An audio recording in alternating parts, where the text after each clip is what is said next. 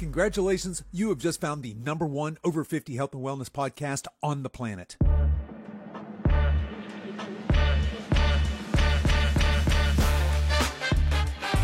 Hello and welcome to the Over 50 Health and Wellness Show. I'm your host, Kevin English. I'm a healthy aging expert and the founder of The Silver Edge, and I'm on a mission to help men and women just like you build lean, strong, healthy, capable bodies that they love for the rest of their lives.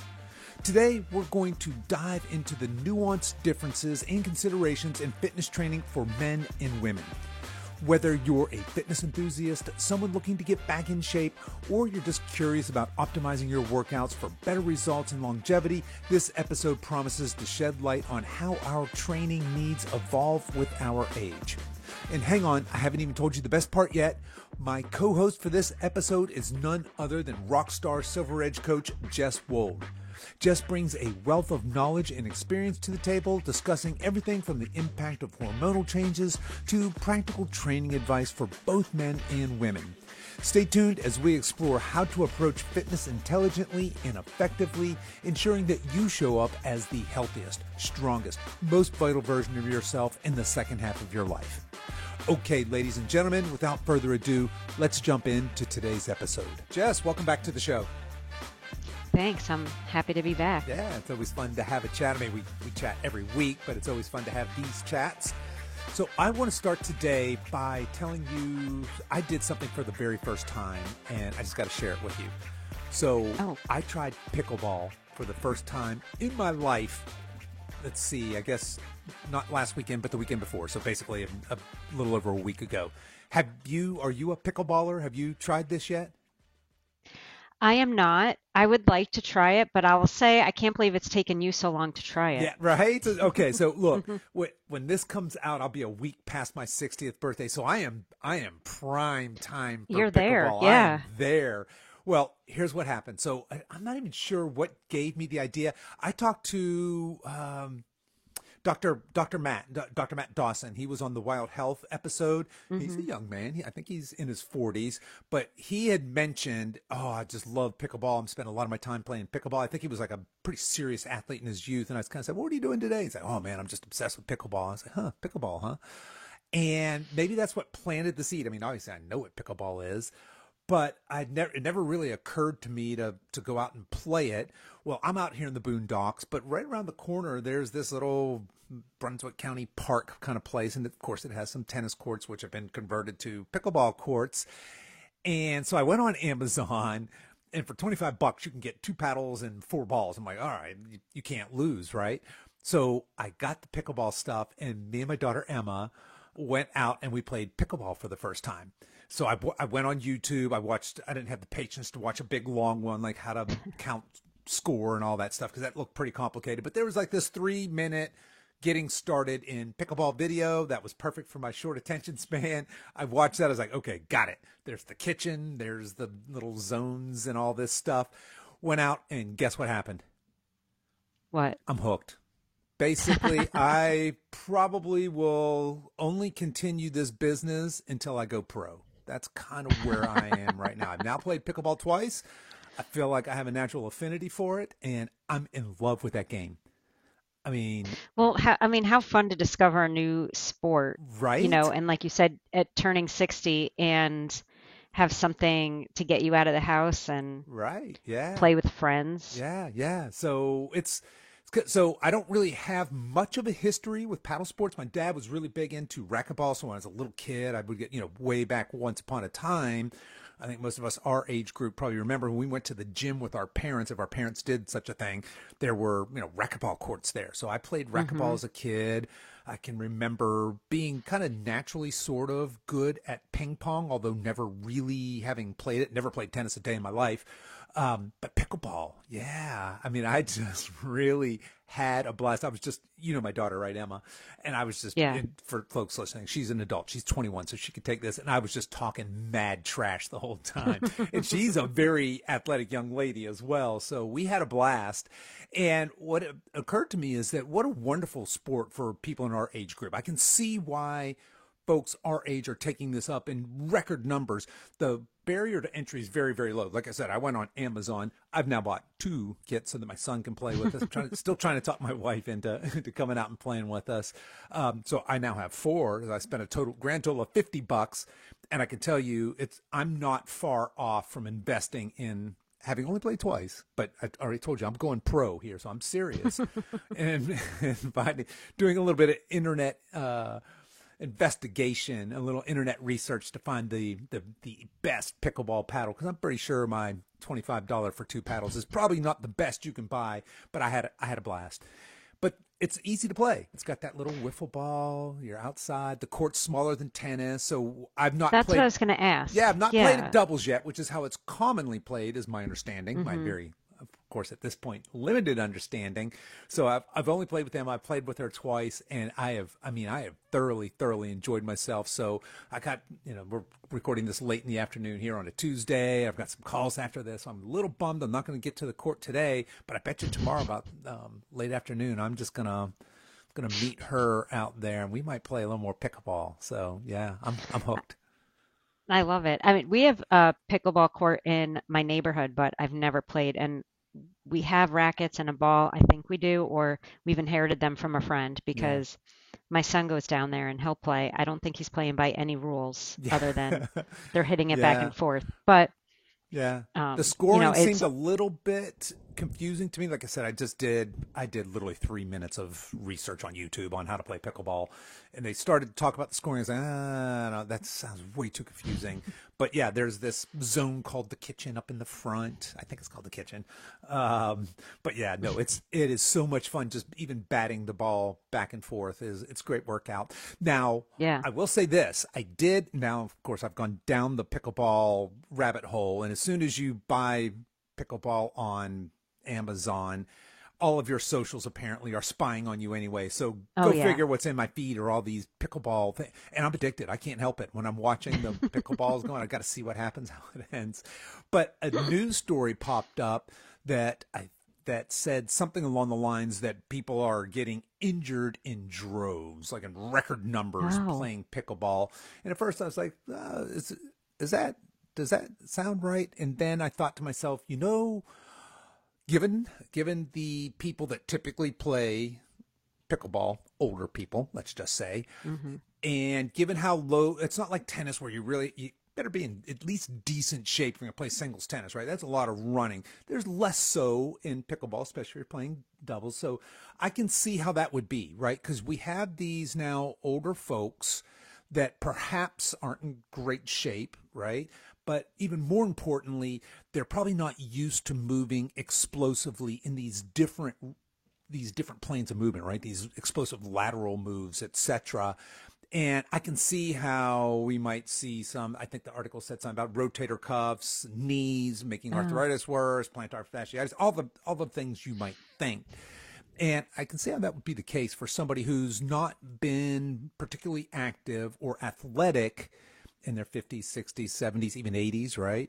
And getting out on the court, having fun, and then all of a sudden being like, ooh, come up a little lame. So it got me thinking, right? Maybe at the Silver Edge, we can have a special program, maybe after I go pro, right? Or at least after I play a couple more weekends here, where we come up with some sort of programming, like we make a Pickleball Strong program or something like that. Because it seemed to me that, things like Cossack squats and leaps and bounds and more ballistic type training would be really, really good for a 50, 60, 70-year-old person who wants to either play recreationally without getting hurt, or maybe somebody who's playing and just like wants to seriously up their game, be strong and fit and capable to play this game at a higher level. At any rate, I'll let you know right now I'm addicted to pickleball. I had a blast. Well, don't forget about us here when you after I go pro. All right, that's right. I'll just leave the business to you guys, and maybe you can have me. One of you, Monica, maybe Russ will take over the podcast, and you can have me on as a guest. I was like, I remember back when I was the Silver Edge guy. Now I'm the famous pickleball guy. I don't know. Are there famous pickleball people? There probably are. I mean, there must be somewhere. I don't even know where it started. Do you? No, I don't. But it's older than you think. I thought it started at COVID. That's the first time I'd ever heard of it, right? It was about that time. But it's been around before that, yeah. Yeah, like I've heard about it, and I think it was probably another country, Maybe. like Australia or something, Yeah. where they're Well, doing all the fun I things. will say this: younger and younger people are playing. So the guy my daughter's dating right now, he's a very young man. I mean, she's 21, he's young 20s, and he's, I mean, like he's serious. That's what he does. That's his thing. He plays pickleball. So it seems to be getting some traction. So we'll see. Maybe, and I'm saying maybe there'll be a pro league. People out there that are serious pickleballers are probably screaming at their whatever they're listening to this on right now. You idiot! There is a league. There is a Yeah. pro league. So yeah, I mean, I think there's like pro badminton, isn't there? probably. Yeah, I mean, if you've, well, the only time I've ever seen serious badminton played is when when the Olympics are on, and that's a whole Yeah. different game than anything I've ever played in anybody's backyard. I will say that. Yeah. I mean, that is Yeah. serious. And pickleball, I'm sure, same kind of thing, right? Yeah. All right. Well, maybe we'll catch that on ESPN, the Ocho, for their, what was that movie? Dodgeball. Have you seen the movie Dodgeball with Ben Stiller? I certainly Yes. hope so. Hmm. Yeah. Anybody who hasn't, I Hmm. don't know what you're doing. All right. So I wanted to kind of open with that yes, I am now, I'm the over 50 guy, but pretty soon I'm going to be the pickleball guy. I'm not there yet, but I have a feeling I'll be there pretty quick. Yeah. Maybe the pickleball trainer to the Pickleball stars. trainer to the stars. Yeah, that's right. All right.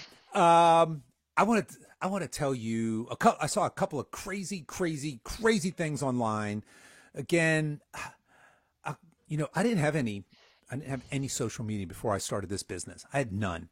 And then it turns out you can't have an online business of any Yeah. type, right, without having social media. So I guess it was, I don't know, it's been over close to 5 years ago now, right? Had my daughter who was a teenager at the time, and she set me up on Instagram. So that was my first thing. I had an Instagram account when I launched my business. Then shortly thereafter, I joined a coaching business group, and they were like, "Well, you have to have Facebook." I don't really want that. I said, no, it's a requirement of this of what you just signed Oh, up for. So then I had Facebook and Instagram, and now I have them all. Right? I don't really. I want to like Twitter/X, but I don't. I don't, and that's really, I think, where our age demographic is mostly is on Twitter/X. I don't get it. I don't understand why somebody wants to say something in one, say something inflammatory in one sentence. yeah. Whatever. But at any rate, I'm saying all this to say I'm on all of them now. I get TikToks, all of it, and so I get the algorithm loves me, right? The algorithm is just feeding me stuff. Like I said, now there's tons of pickleball in there right now, but I tend to seek out some of the most outrageous stuff in the nutrition and health industry, so it gets fed to me, right? Hmm. I follow this guy. Do you know Metabolic Mike on Instagram by any chance? Do you follow him? I've seen some of Have his you seen things, some but of I his stuff? don't follow him. He's Yeah. pretty popular. He's a pretty Yeah. popular dude. He has a YouTube channel. Dang, Mike, sorry. I'll get you the name of his YouTube channel for anybody listening that's interested. He's got a great YouTube channel. I'll put that in the show Hmm. notes to this. But Metabolic Mike, and his name's Mike Mutzel or Mutzel or something like that. But anyway, I follow him. So, of course, he pops up in my feed, and he's saying, this is ridiculous. Here's this registered dietitian telling people that they should be eating this crap food. And I'm like, oh, wow. So I looked and saw who the nutrition coach was, or the registered dietitian was. And it's this woman, Kelsey Kunick. And she's a registered dietitian. So I went to her account, and the very first post she has is a reaction post to his reaction post. Okay. So let me back up. She posted something. I'm going to get there. I'm going to tell you what it is. Okay.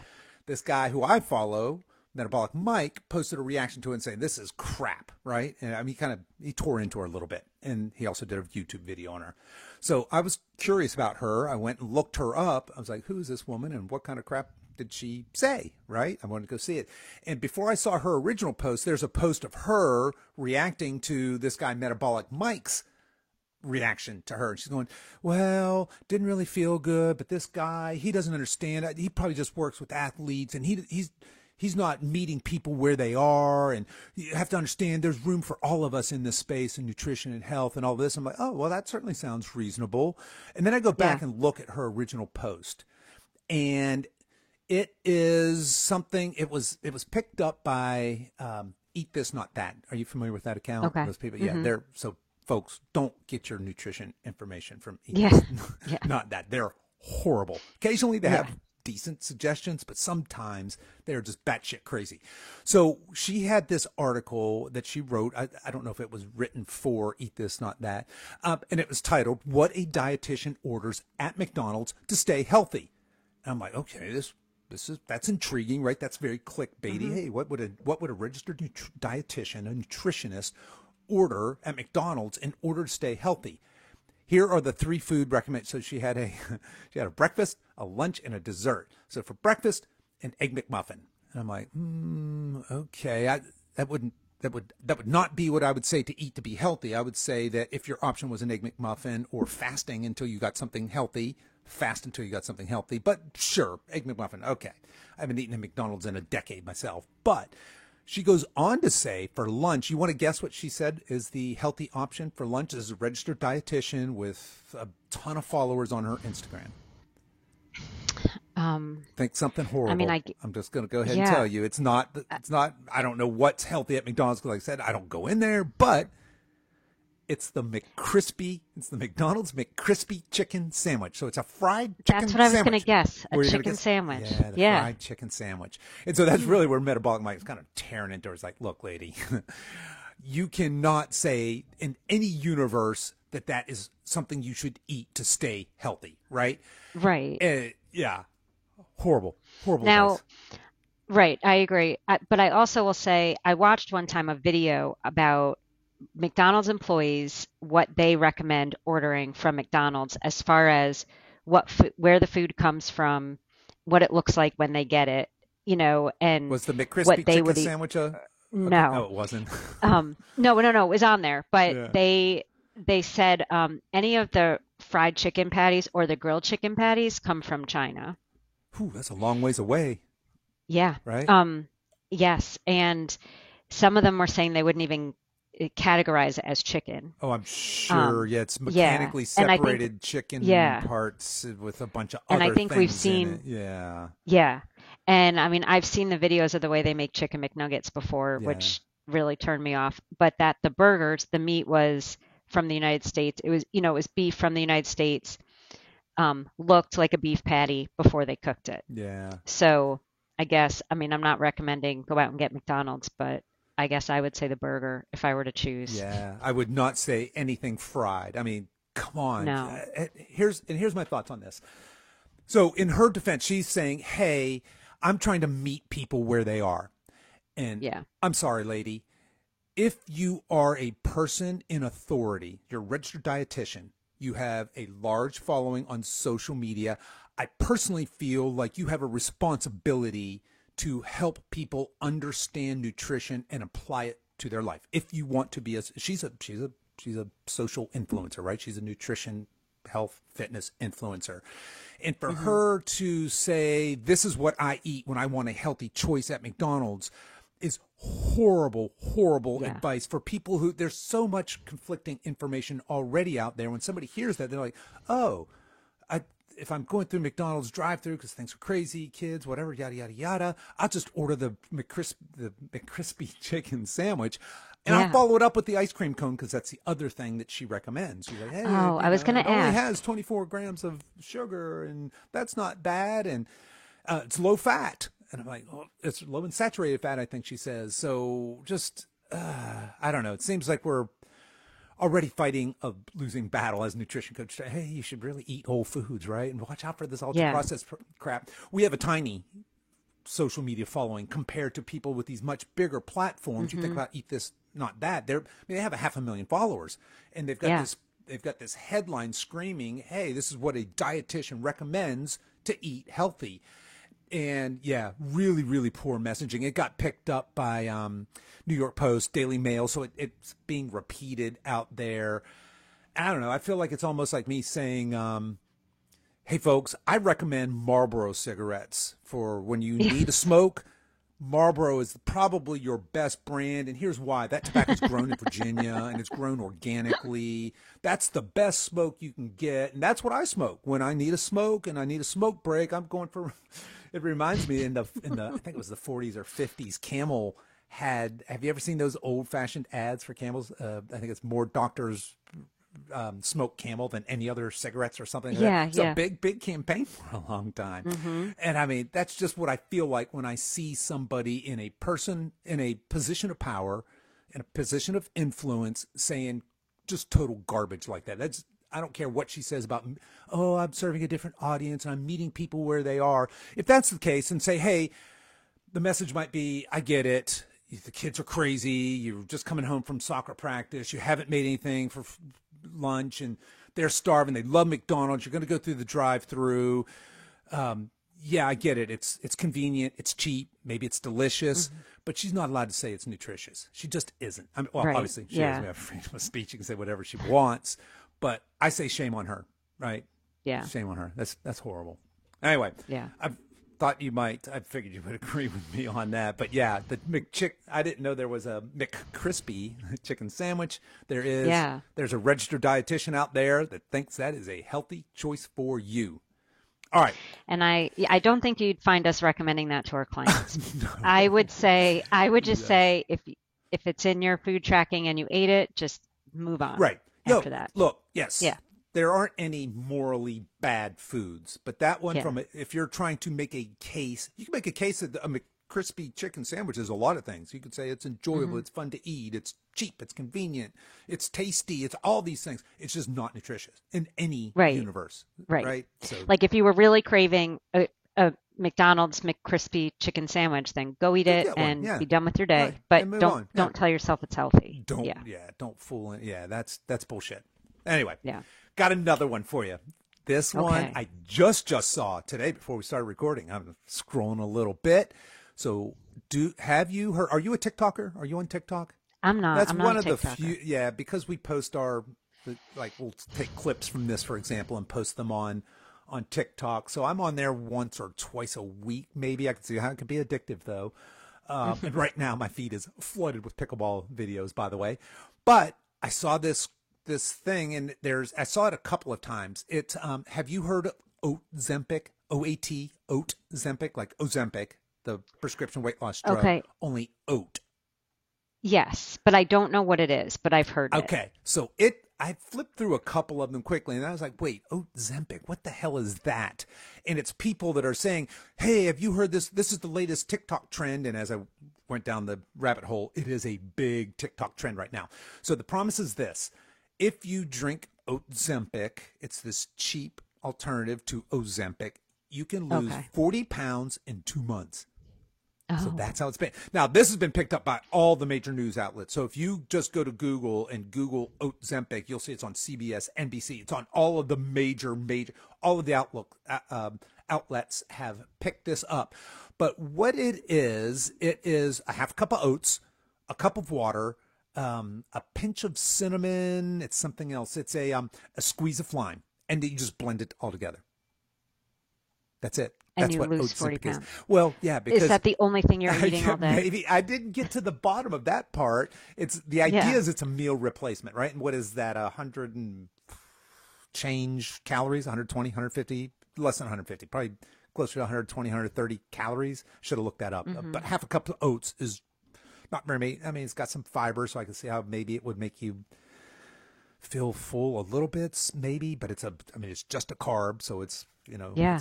and it's a more complex carb than other carbs. But yeah, there are people out there. So meanwhile, that once you watch one of those videos all the way through, then your next video is probably going to be somebody else talking about how they make Ozempic. Oh, I like to put some chocolate in mine and all of this and all that. So people are out there thinking that they're going to lose 40 pounds in 2 months by drinking this Ozempic, save them all kinds of money by not spending $1,500 a month on the actual real deal.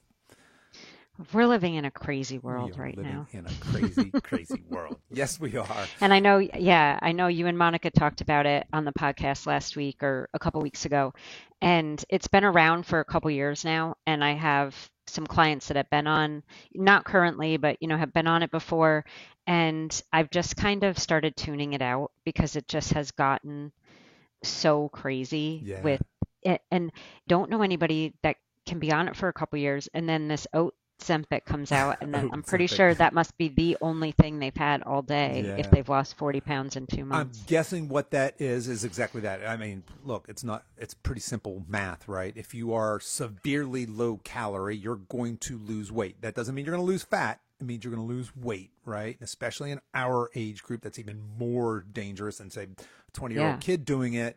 But that serious calorie deficit over time is just digging a deeper and deeper metabolic hole that you're eventually going to have to crawl out of or not, right? Just yeah. live there for I the mean, rest or of your life. maybe it lime flavored oatmeal drink is Maybe so there's a gross you secret to it. can't eat Yeah. anything. Yeah. Yeah. Well, maybe it's the acidity from the lime and then the touch, the sprinkle of I think it said a pinch of cinnamon.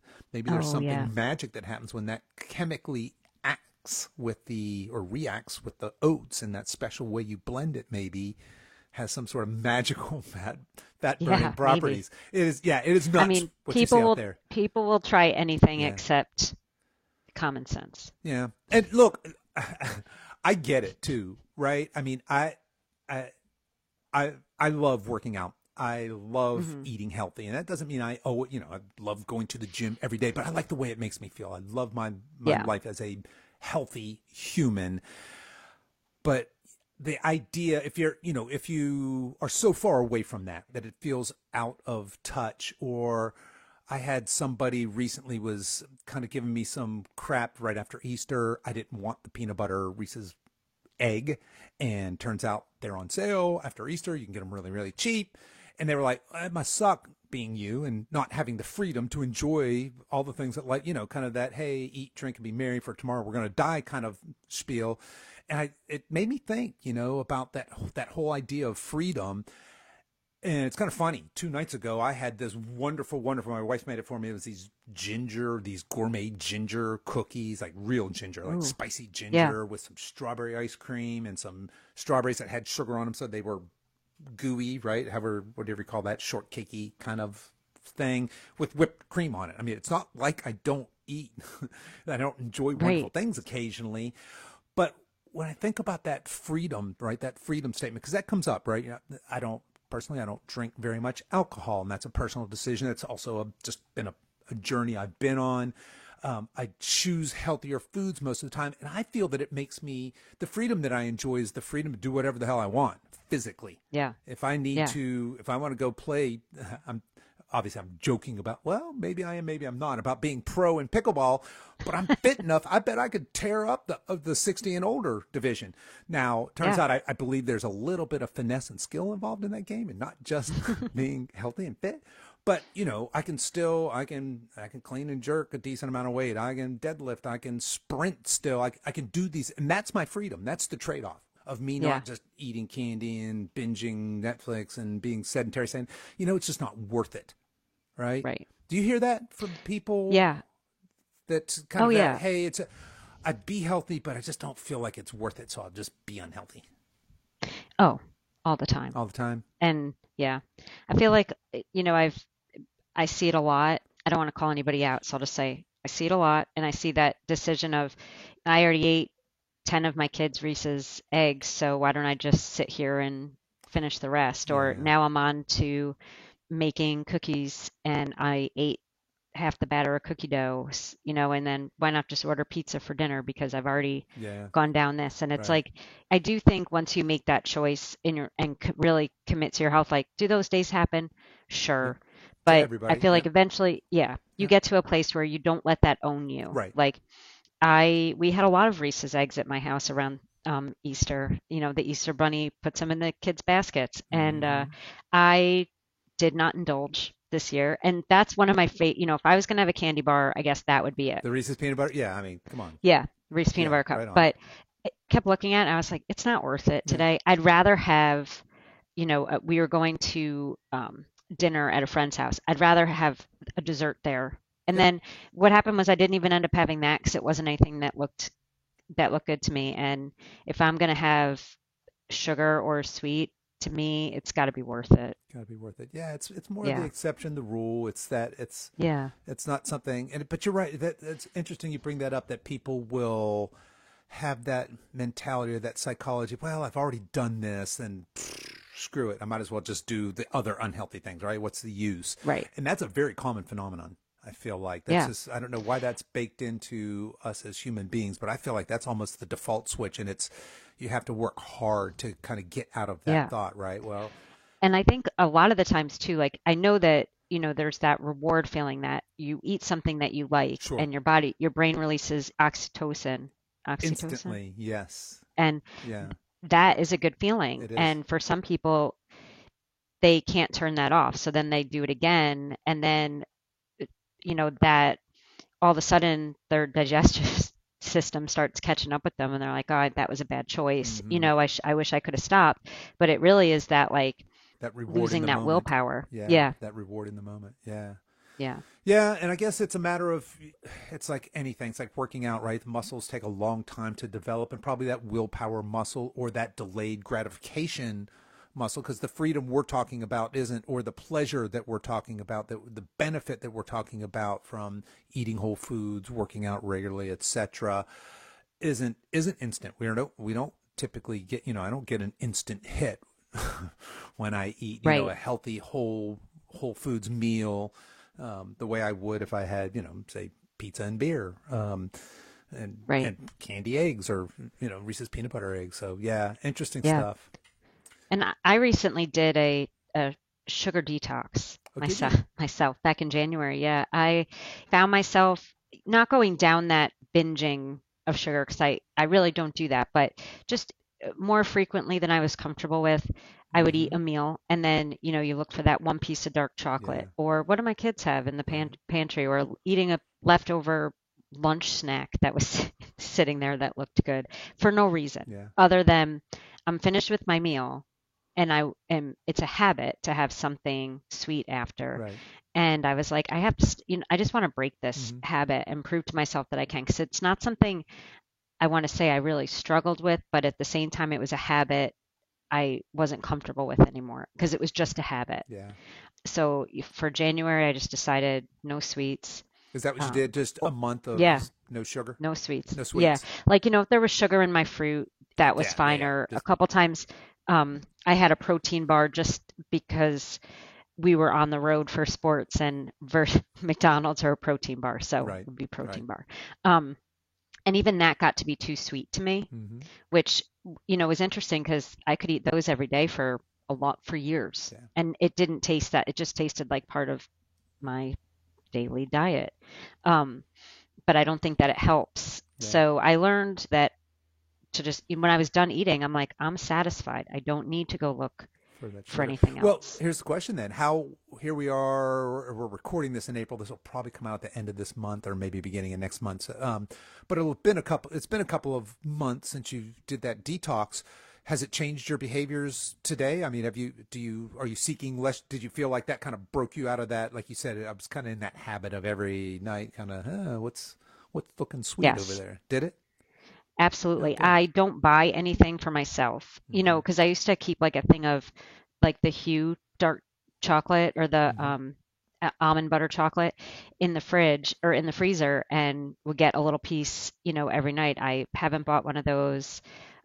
I will really only eat something sweet if it's something I really like. Yeah. Like we had cheesecake for my husband's birthday like almost a month ago. I was having a piece of Right. that cheesecake. Yeah. And I didn't feel terrible after I ate it. I didn't feel like I wanted more. I had one piece and I didn't have it again the next day. I just had that one piece. I feel like it definitely helped me learn Yeah. when it's worth it. Yeah, it's funny how I guess your taste buds over time sort of adapt. I used to smash the sweets, and these days, I mean, don't get me wrong. Like I said, I had an amazing dessert the other night. I look forward to future desserts, but I don't really have that craving for sweet. And actually, for me, it's more, if I had a craving, it's probably more for salty. Like I'm a sucker for Mm, some just plain potato chip. So my strategy there is I don't keep them in the house, yeah. um, and just the plain ones, right? My wife will occasionally bring home the spicy sour cream and chive or whatever, and those are yucky to me. I just want Yeah. I just want the plain old boring ones. But yeah. All right. Well, Jess, I want to talk to you a little bit about the differences in working out, training, programming between men and women. Now, this was somebody wrote in, a listener of the podcast, and I apologize to you who wrote this in, because while I wrote the question down, I didn't write your name down, so I'm very sorry. But this was a listener question from way back when, so like 6 months ago. I said, hey, what do you want to hear? Write in, and we'll cover those in future topics. And we've covered most of the things people wrote in on. But one of the things we have not talked about, this somebody had written in the question of what is the main difference between training for men and women, especially over 50. I've not heard you talk about that. And they're right. We're 250 something episodes in. We've never talked about the differences in training between men and women. I've got my thoughts here on why we haven't done that yet. But I thought you'd be the perfect person to bring in and talk a little bit, because this question comes up from time to time, right? And we see it culturally, certainly in our age group, men and women in their 50s and 60s. The women, they're supposed to do little pink hand weights and Jane Fonda aerobics, and the guys are supposed to be grunting with the big barbells. And we've talked in the past about how that paradigm's definitely not only shifting, but probably has shifted. Yeah. But what are we talking about when we talk about the differences? As a coach who you work with men and women, what are some of the differences, and what are some of the things you're taking into consideration when it comes to both coaching and exercise programming for your ladies versus your guys?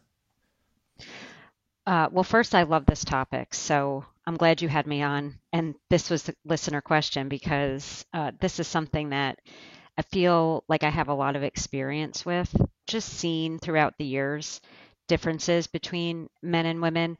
But it's not just physical. There's mental and the way you recover, your nutritional needs. Like there's so many similarities. Men and women could do the same program, but they recover so different. They need to eat so different. Yeah. They have to approach their warm up different, or their the number of minutes that they're resting between sets differently. So I think most importantly, in the age range that we want to talk about, a lot of the women are like postmenopausal. So there's not that many studies done. I've looked it up since we've really been working aren't. together. Yeah, there's not a whole lot of goods, Right. especially with resistance trained 50 and 60-year-old men and women. Just Yeah. yeah. There's really not. So, and it's unfortunate. And until recently, even like the early 2000s, most studies for training athletes, untrained people, were based around men. So, we are learning a lot more about women, and I do think that that's helpful and things that I've learned and I try to implement. One thing I find, I don't know if you've seen this, women can train more than men. Yes, women can handle throughout the week. more endurance and more volume. I have absolutely seen that anecdotally. So yes. I have more of my women doing like 4 or 5 days a week of working out. Maybe 3 lifting, 1 day of like a body weight circuit, and then making sure they're getting their walking in and things like that. Where men, sometimes I have to tell them to dial it down. Right. That's exactly what I was going to say. The guy, usually we're pushing the ladies to do more when it comes to, and when you say train, we're talking resistance training. We're talking lifting weights, strength right? training. Yep. And you got to pull a lot of the guys back, right? The guys are like, no, I'm going to hit it 6 days a week, get these gains, yo. But paradoxically, the guy's probably better off doing 3 days a week, full body, 4 days. Most guys, right? There's a lot of individual difference, but in general, guys, less volume. Ladies can take more because of the recoverability, right? Right. They have more recoverability. They have more type 1 muscle fiber than men. Men have more type 2 muscle fiber. Right. So and larger. Yep, right. Larger fibers. And right, they are. And you look at most men, they have a lot more muscle than women.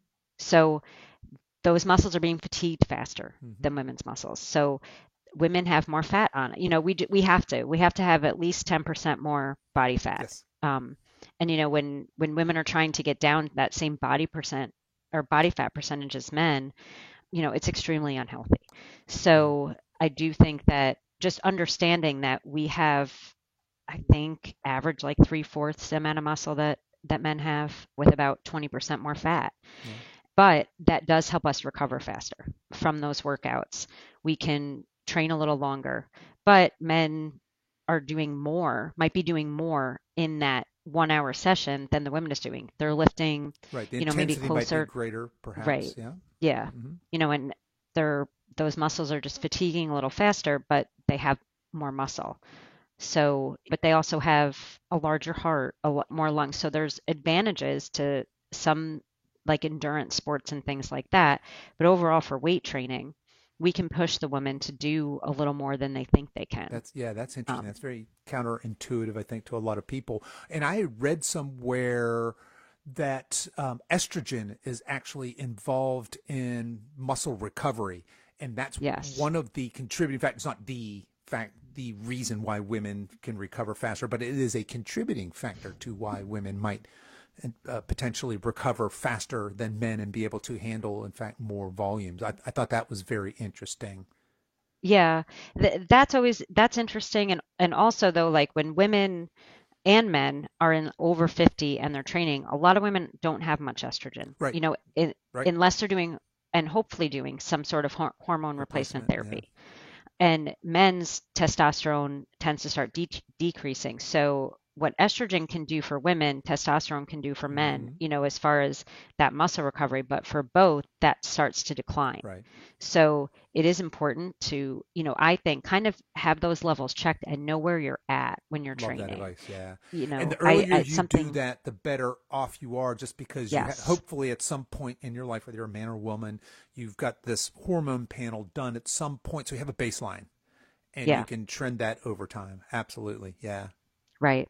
I mean, and I know it's easier for men to get their testosterone tested more regularly. It's harder for women to get their hormones tested because they change daily. Hmm. So that test And that's isn't somewhat always true for accurate. guys as well. I mean, Oh, is it? Okay. yes, yeah. So yeah, testosterone is typically highest in the morning. It tails off during the day.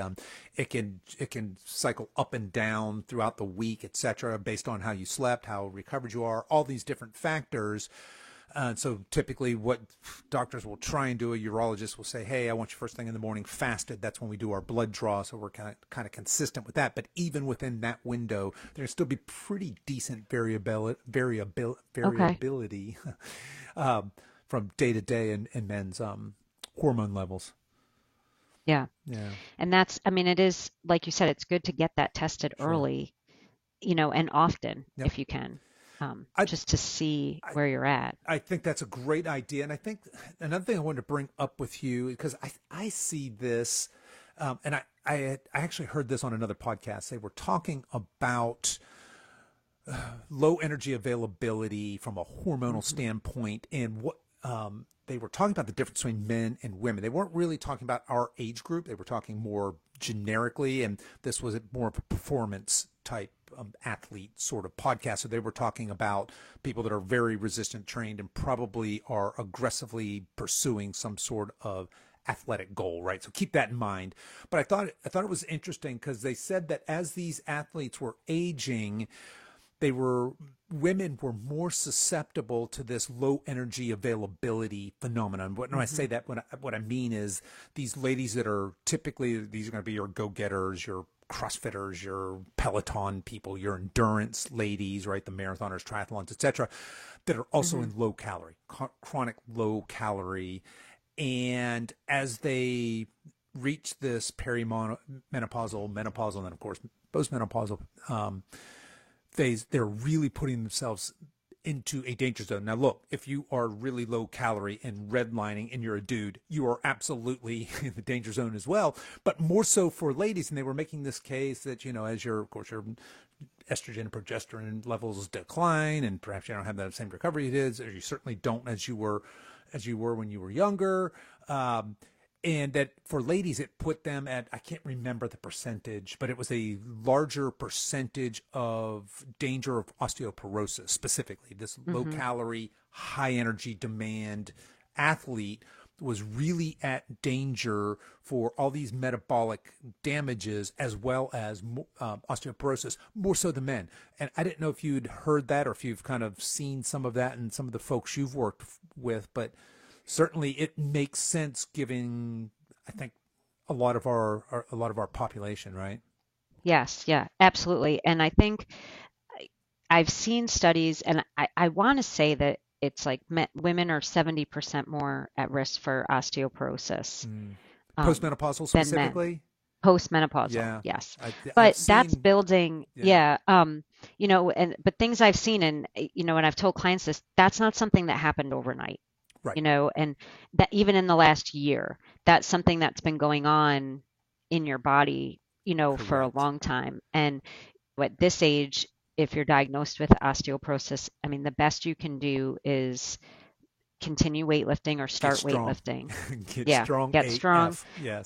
You don't want to be frail, You do be not. No. do anything you can, Yes. get off the scale, stop Yeah. weighing yourself on the scale, Fuel and yourself. I see, Yeah. yeah, and eat protein, build those muscles. Mm-hmm. You don't need the calcium supplement. I'm not saying not to take that. I'm Right. just saying Right. there's so many other things you can do. Yeah. I'll Walking just. is great, but you Yeah. need to be strong. You need to be strong. And I will say this because we talked about, as specifically for ladies, as they're getting older, they're having these hormonal changes. Getting older and having hormonal changes 100% contribute to osteoporosis. We can't, it would be disingenuous of us to say that that wasn't a contributing factor. It's not the main factor for somebody Right. developing osteoporosis, right? It's these other lifestyle factors that you absolutely have control over. Specifically, the biggest thing you can do is get strong, build muscle. Anytime you build muscle, you are building bone density. So you can Hmm. absolutely rebuild bone just like you can muscle. And I think that gets missed a lot, right? Especially in modern Yeah. medicine where it's, oh, hey, there's something wrong with you. Take this pill. Yeah. And I mean, I don't want to be attacked for saying this, but it's usually thinner women that get osteoporosis And yeah, because yeah, you are they don't have much meat on their bones, right. so to speak, that they're It's very carrying often that around. skinny And fat person, right? Yeah. right, yeah, and if you're bigger, then your bones are stronger They because store they're more carrying weight. around more Hmm. weight. Yeah. But I mean, is that weight being used? Are you walking around? I don't know. But just at studies I've seen, or a large population of the people that have osteoporosis are women that are skinny. And it's so conflicting, and we've talked about this before. Like for women, you're targeted to be skinny. They're Sure. promoting that physique, and it's not strong and healthy all the time, which I mean, I do think that something is changing and we are going in a different direction as far as that stereotype. But, you diet all through your 20s, 30s, and 40s only to end up postmenopausal with health problems. Right. Right. Yeah. And that goes And back to that's kind why of we're that, here. that Yeah, low energy availability thing. These ladies that are right. constantly chasing the skinny look, right? And a lot of these ladies, not all, but a lot of them are those type A go-getters. So they're very often they're executives in businesses. They're the leaders of the PTA. They're volunteers in this, and they're volunteers in that, and they're leaders of this church group, and they're doing all doing, serving, Hmm. all wonderful things, right? And then they're pounding the gym, and usually that's some sort of cardio or some sort of class because they're drawn to that intensity, right? And then they're Yeah, pairing that with that low calorie, and man, while that does result in skinny, it sometimes, not always, you dig that metabolic hole deep enough, that's 100% skinny fat. It's a recipe for a postmenopausal woman to be frail, to have osteoporosis, to have some of these more uh, metabolic health problems as they get older. So obviously we strongly rail against that. We are an advocate of making people in our age group strong, healthy, functional, capable, vital, and letting the body composition follow as a side effect of that, right? As yeah, opposed to, yeah, hey, let's chase skinny for skinny's sake. And a lot of ladies would say, well, that's what I want. Um, and, maybe who am I to say what somebody wants or doesn't want?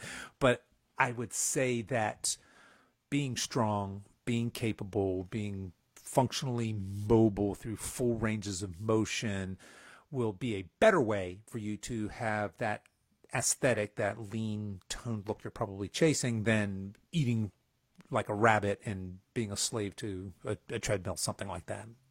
yeah. I Yeah, mean, and to your point about like the low energy availability, like if you're not eating that much and you are so busy all the time, you don't necessarily, your body doesn't have the energy nope. to do those workouts that you want to do. Or, and then afterwards, if you're not eating, after your workout, which is something that I work with my clients on a lot, like eating something before they exercise. I don't care if it's 5:30 in the morning. Yeah. Um, Men can get away with that sometimes, that fasted workout. Not a fan Women personally, really but yeah. can't. Yeah, no, Some no. And people love it. Yeah. yeah, I've experimented with it. I used to think I don't feel any different if I eat or if I don't eat, and I'm wrong. I just tell myself that. Oh So, yeah. if No, I I was notice a busy in huge the morning, difference. If I don't yeah, eat, I'm not performing. Not at the same, yeah, not even close. Yeah. no, a lot. There's studies on this, but it's really hard to prove whether or not men, um, how it affects their cortisol in the morning. Women's cortisol is highest as soon as we wake up. Men seem to vary between right before bed or right when they wake up. Hmm. So if you're a man who has really low cortisol in the morning, then you might be able to get up and go start your workout without having to eat anything. If it's high, then you really do need to eat something before you work out. And then women, we have like a 90-minute window when we're done training to get protein in. Yeah.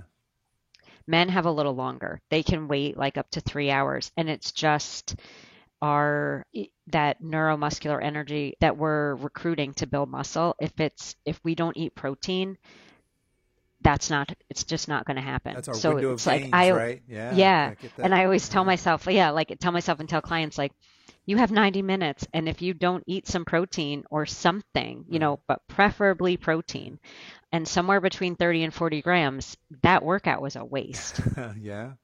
Yeah. you know, Yeah. and you can't make up for it later in the day. Right. Then it's gone, and then your cortisol starts going up. Yep. Because your body's kind of in this crisis mode of, I just used all this energy, but Didn't get any now, and that's resupply. Yeah. right. Yeah.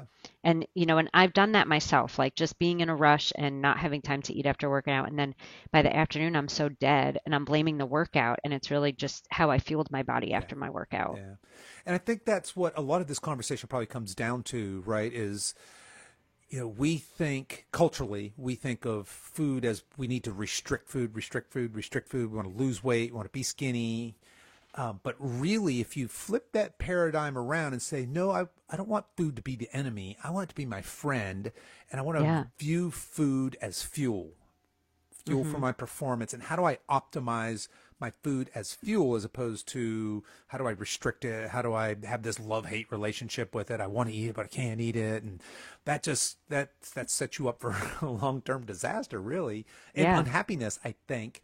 And I think that just that paradigm shift of thinking of food as I'm fueling for life performance, whatever that looks like for you, right? I want to show up as the best version of myself. And look, maybe you're not PRing lifts or doing incredibly athletic things, but still that primacy of food as fuel first, right? And of course it should, you should choose foods that you enjoy eating, and eating can still be a pleasurable experience, all that stuff. So, Right. all right. Well, And like when you think about, oh, no, sorry. go ahead.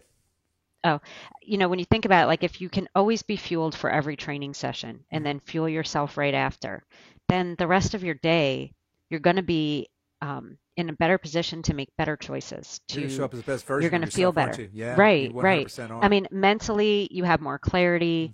Mhm. Your brain is feeling good. Your stomach is happy. Mhm. So it just helps you make better choices. You don't make that McDonald's McChicken, Yeah, McCrispy that chicken crispy chicken sandwich. drive through, Yeah, yeah. yeah, later in You the kind day. of sit there, right. And being hangry isn't fun either, Yeah. and that affects men and women equally. Yeah. I've seen that. And if you're not eating during the day or, you're gonna work out and skip lunch because, you're trying to lose a few pounds before you go on vacation, you're just Mhm. going to end up in a really bad mood. Mentally, you don't Yep. feel good. You're going to be stressed. Your cortisol is now going up, Yep. and now you're going to make a terrible Yeah. decision. Yeah. No, I can relate to all of that. I think everybody listening Yeah. can relate to Yeah. all of that. We've all been there. I occasionally still do that, right? And I know hmm better. I Yeah. make a living telling people don't do that. Don't put yourself in that position. I still find myself in that position from time to time. Certainly, ask my wife; she'll tell you I get hangry sometimes. Oh, yeah. Not my Me usual too. chipper, pleasant self. No. Yeah. Yeah. We've taken many road trips that my husband and I are sitting in the front seat not speaking Right. because we're both hungry, Both but neither one of hangry. us Yeah. want. It's like, Yeah. "Rrr." Yeah. Yeah. We're 100%. hangry and, we can't agree on a food place, and Yeah. gas station protein bar, protein shake didn't cut Hmm. it. Yeah, so the gas station, that reminds me, when I'm traveling now, my go-to now is first thing I do is go to the dairy section in the gas station. Maybe they have it, maybe they don't. It's 50-50 these days, but those core powers, and I'm not Yeah. really advocating folks drink those, but it's 42 grams of protein Yep. and it's in a gas station, right? It's better than the pastry or the chip or the thing that you want to grab because it's quick, it's easy, it's tasty, and like you Hmm. said, you're out of your element. There's probably a little bit of stress because you've been in the car all day, but Yep. that's one of the things I'm grabbing for these days if that's available to me. Yeah. No, I'm glad that they have those now. Yes, yeah, It is a good option, and I'll tell clients about those. And hmm, that I was just drove to New York a few weeks ago, and that was my go-to two yeah, times at the gas yeah. station was a Core Power and then a fruit cup. There you go. Yeah. Hmm. All right. Well, Jess, as we're kind of wrapping up here, difference between men and women, let's talk a little bit about the differences and the similarities when we do exercise. And specifically, I mean strength training programming for men and women. Let's start with what are some considerations? What are some things that might be different in a ladies program? We've already talked about, hey, it might be more frequent or it might have more volume and guys might be a little less, but just in like exercise selection, things like that. Are there any considerations that you make when you program for your ladies versus your guys? I don't. I really do. I have found that women a lot of the times have the same Goals. goals as Mm-hmm. goals as men. They want their arms to look good, Mm-hmm. in a tank top. They want their legs to look good. They want to lock muscular. And I do think that that is sometimes, a stereotype that women don't shouldn't do chest and they Right. shouldn't do bicep curls and things like that. And there's a woman that I'm working with that really doesn't want to do those movements, or she's not. I have some women that they're not comfortable bench pressing at the gym because they're by themselves and they don't have anybody to spot Mm-hmm. them. So those are some considerations I take that I know depending on the person and the client, it's mostly women, older women. They're at the gym for the first time in their 50s and 60s. Right. It can be intimidating. So that is something that I take into consideration more than if I think they can do it and should do it. Right. It's what are they comfortable doing that I can get them strong doing it, that they aren't going to feel too intimidated with this machine or having to ask somebody for help. Yeah. And if that means that in order to get those dumbbells up and get them on their shoulders, we have to do more reps and more sets, and we aren't able to get, as heavy as we want, then that's fine. Where I know most of the time, men will walk into the gym, they want to go for those heavier weights, and they have more muscle to get them up, and start the movement no matter Mm-hmm. what it is. So that is something I try to take into consideration is what are you comfortable doing Yeah. and try to meet them there. But, as far as volume, I try to give men a little more, or movements, I try to give men a little more rest if it's a strength phase of their Yeah. program, because they're probably doing more weight, or it's going to take longer to change those weights out and things like that.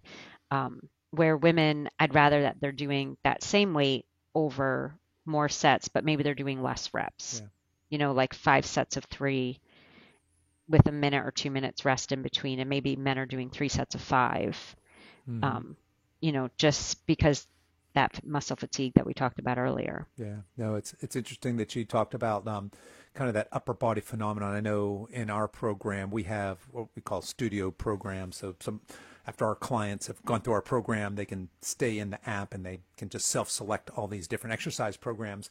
So we have a whole bunch of different programs in there.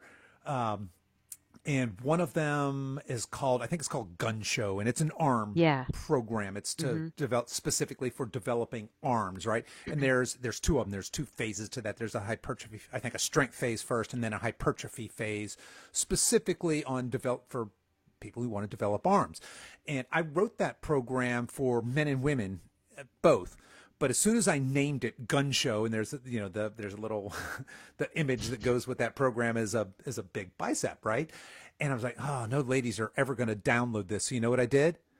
I duplicated that same exact programming and I named it Lean Tone Sexy Arms, and I put a lady with lean tone sexy arms as my cover for that particular program. So now we have two programs in our library, our program library, for arms, for men or women who want to develop arms, it's the same program. So cat's out of the bag, current clients, that if you're Yeah. like, hey, that's what, but that's exactly what we did, because in that sense, we're just kind of marketing it different, right? Right. But Yeah. to your point, everything else is the same. The exercise selection is the same. The reps, the rest periods, the sets, they're all the same. If you Hmm. want to build a little bit of muscle or even a lot of bit of muscle on your arms, this is the way you would do it, whether you're a man or a woman, right? So there are some similarities.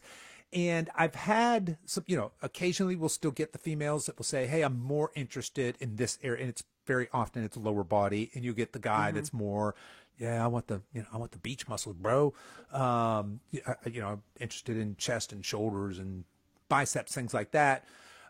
However, what I really love programming for, and look, if somebody says I want to, there's this part of my body I want to develop, well, absolutely 100% program for that. But at the same time, if you're in your 50s and 60s and working on strength, whether you're just starting out or whether you're more advanced, there is huge carryover to being functionally strong. And by functionally strong, I mean just it's what it sounds like, right? It's being able to deadlift, it's being able to squat, it's being able to push and press and just do and move through a full range of motion, right?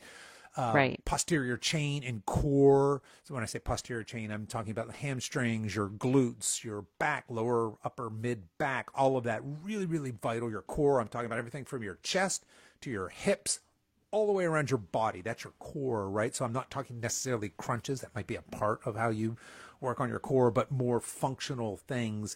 I think the older we get, the more that type of programming, whether you're a guy or a gal, is paramount. Would you agree, Yeah. disagree? No, I agree 100%. I have some clients that don't like some movements, Yep. and I'll get them in. And one of the things that, that we do with the Silver Edge, we'll customize your program. So you're telling me you hate this movement, Yeah. you can't do it. We're going to take a look through it. I'm going to figure out why you can't do Right. it. And then I'm going to decide, is this functional? Does this make sense for you to keep working at it every week? And a lot of the times it's yes. Mm-hmm. So, Turkish get up is one Turkish get movement up. There you that go. Love it. so many clients, Everybody they over do. 50, you don't know what Yeah, it is, hit us look up. it We'll up. send you Yeah, send you a video. But every person over 50, man or woman, yeah, should be a master of that movement. right. And I say, I just had a new client that started a couple weeks ago, and yesterday we had a check-in call, and she said, "There's this movement. I can't think of I what it's don't like called." it. And It's then, complicated. yeah, Yeah. she's like, "I can't do that with weight. I'm doing it without weight." I'm like, "Doing it without weight is fine, Mm-hmm. but and for people that don't know, you're starting on your back with a weight in your hand, and you are standing up with it, and it's Overhead. You're figuring out standing up those with the weight over logistics, your right? head. Yeah. With the weight over your head, figuring out those logistics. And I was like, hey, it's the most functional movement. It feels crazy when you're doing it and when you're learning it, if it feels very foreign, but then and it works every muscle in your body. Mm-hmm. But also, you know, there's a good chance at some point you're going to find yourself laying on the ground and you want to be able to get up Yeah. and you want to do it safely Yeah. and you might have something in your hand. Now, are you going to be holding it overhead? I don't know, but probably Maybe. not. Probably But not. Yeah. yeah, but just knowing how to do that and having the mobility to do that and having the core strength, as you've talked about, to do that, like Yeah. that's functional. And Yeah. that's something I'm going to make you keep working Right. at, even though you think Yeah. it's Don't like that feels one. Yeah. weird. Yeah. Yeah. So I get I will. same, I've got a new client myself who's having a problem, difficulty with the lunge movement. It's Oh, balance, yeah. right? It's that full range of Yep. motion, getting all the way down and the balance. And what I've agreed with him is that, okay, look, it sounds like we've got some stability, some balance, and some strength that we need to work on. So we're going to go back to bilateral movements with the expectations. I just want to get you strong enough and stable enough to get you into these split stance, unilateral lunging type movements, right? You should be able to do Right. Bulgarian split shots. You should be able to do front lunges, back lunges, and single leg deadlifts and things like that, right? Yeah. So um, while we have removed those movements next, what I said was, hey, let's do a limited range of motion. He said, I feel really unstable. I'm getting a very small range of motion. I said, all right, let's back up. Let's just back up a Yeah. little bit. Let's get stronger overall, a little more confident, brand new to resistance training, right?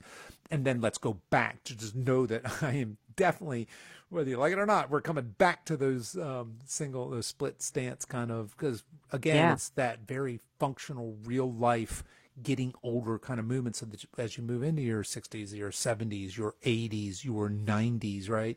You've got this, you're developing this muscle knowledge and skeletal knowledge of how to move in these important planes of movement. So absolutely. And lunge is a big one. I hear from my clients that when they first start out, they don't want to do the lunge. You know, what else can I do? Can I squat? I'm like, no, you got to lunge. Got to lunge. Yeah. Can you lunge? Yeah. Then yes, you should lunge. Yes. Yeah. And I'll put in as a habit for them, you know, to do balance work, balance on one leg for 10 seconds, then the other leg for 10 seconds. Yeah, I need to do that for a few of my folks. And then, just work on that balance, and then that lunge will start to come eventually, but keep doing it. You don't have to get down far. You know, I'm like, but if you were ever sitting on the floor, how do you think you get up? Yeah.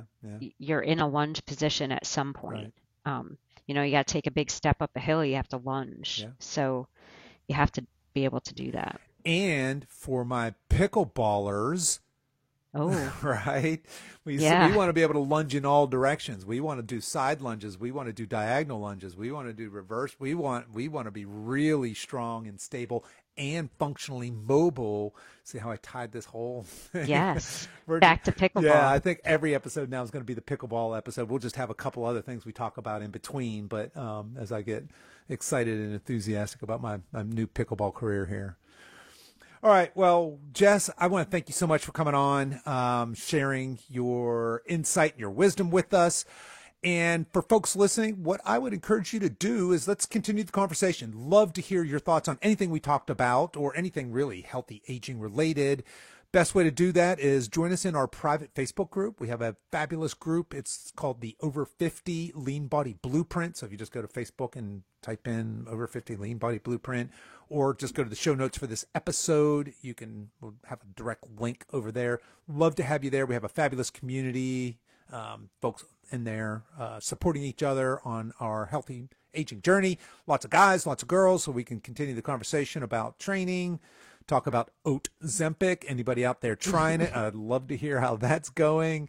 So yeah, Jess, thanks again for being on the show. Thanks for having me.